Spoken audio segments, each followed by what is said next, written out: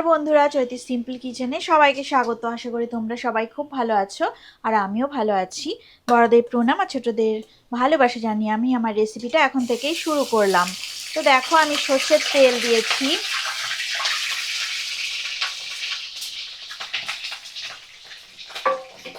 সর্ষের তেল দিয়েছি কড়াতে। আর দেখো, এই কাতলা মাছের মাথাটা আমি ধুয়ে পরিষ্কার করে নিয়েছিলাম। এতে কোনো রকম নুন হলুদ কিছুই দেওয়া নেই। মাথাটা আমি দেখো তেলের মধ্যে দিয়ে দিলাম, একটু ভালো করে ভাজা করে নেব। দেখো অনেকটাই তেলটা ঠিক রাখছে, তো আমি দেখো নুন হলুদ দিয়ে দিলাম, হলুদ গুঁড়ো দিয়ে দিচ্ছি। আর সুন্দর করে আমি দেখো মাছটাকে ভেজে নেব। এটা কাতলা মাছের এক সাইড, মাথার এক সাইডটা আমি নিয়েছিলাম। তো মিডিয়াম ফ্লেমে রেখে আমি কাতলা মাছটা ভালো করে, মাছের মাথা ভালো করে ভাজা করে নেব। তো আজকে দুপুরে কি রেসিপি নিয়ে চলে এসেছি তোমাদের সাথে শেয়ার করছি।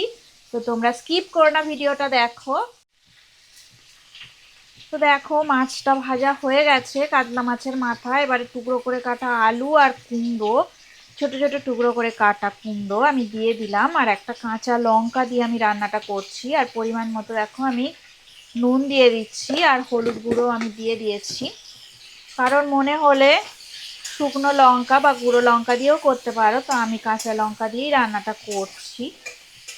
তো লাল করে ভালো করে আমি ভাজা করে নেব। আর গোটা জিরে ফোড়ন দিয়েছিলাম, তো ভালো করে দেখো ভাজাটা করে নিচ্ছি।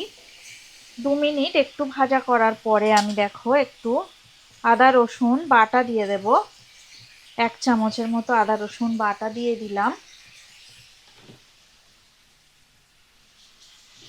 দেখো আমি এবারে কুচানো পেঁয়াজ দিয়ে দিলাম, আর 1 চামচ জিরে বাটা দিয়ে দিলাম।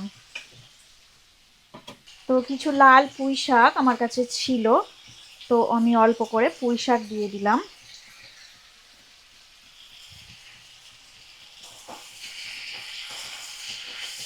তোমাদের মনে হলে আর একটু বেশি পুঁই শাক দিয়েও করতে পারো, আমি একটু অল্পই দিলাম। তো ভালো করে দেখো ভাজা করে নিচ্ছি কুমড়ো আর আলু আর পুঁই শাক। মিডিয়াম ফ্লেমে রেখে আমি একটু ঢাকা দিয়ে দেব।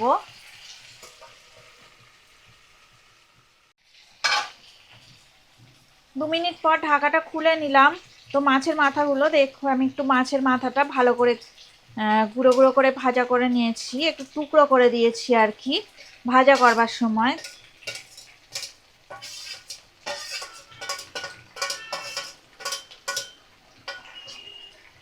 মানে ভাজা করে তারপরে একটু টুকরো টুকরো করে কেটে নিয়েছি। তো এইভাবে দেখো কাতলা মাছের মাথার টুকরোগুলো আমি দিয়ে দিলাম। তো ফ্লেমটাকে আমি এখনো লো ফ্লেমেই রেখে দিয়েছি। তো আরো কিছুক্ষণের জন্য আমি আর একটু চাপা দিয়ে রান্নাটা হতে দেব।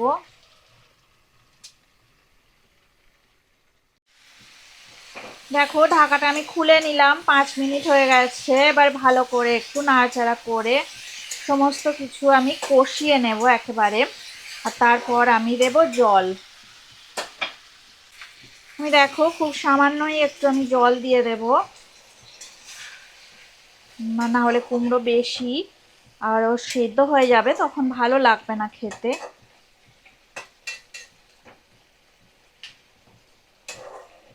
দেখো পরিমাণ মতো আমি জল দিয়ে দিলাম। লো ফ্লেমে রেখে আমি এবারে ঢাকা দিয়ে দেব কিছুক্ষণের জন্য। দেখো ঢাকাটা আমি খুলে নিলাম। তো গ্যাসের ফ্লেমটা আমি হাই ফ্লেমে করে দিয়েছি। তো কুমড়ো আলু দিয়ে কাতলা মাছের রসা একদম আমার রেডি হয়ে গেছে। মাঝে একবার খুলে আমি নাড়াচাড়া করে দিয়েছিলাম, আর একটু সামান্য চিনি দিয়েছি। তো কুমড়োটা খুব একটা মিষ্টি নয়, তো একটু চিনি দিয়েছি। তো রেডি হয়ে গেছে দেখো রেসিপিটা।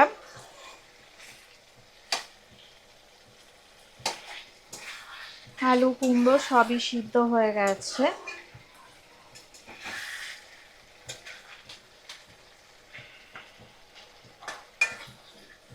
তো গ্যাসের ফ্লেমটা আমি এবারে অফ করে দিলাম।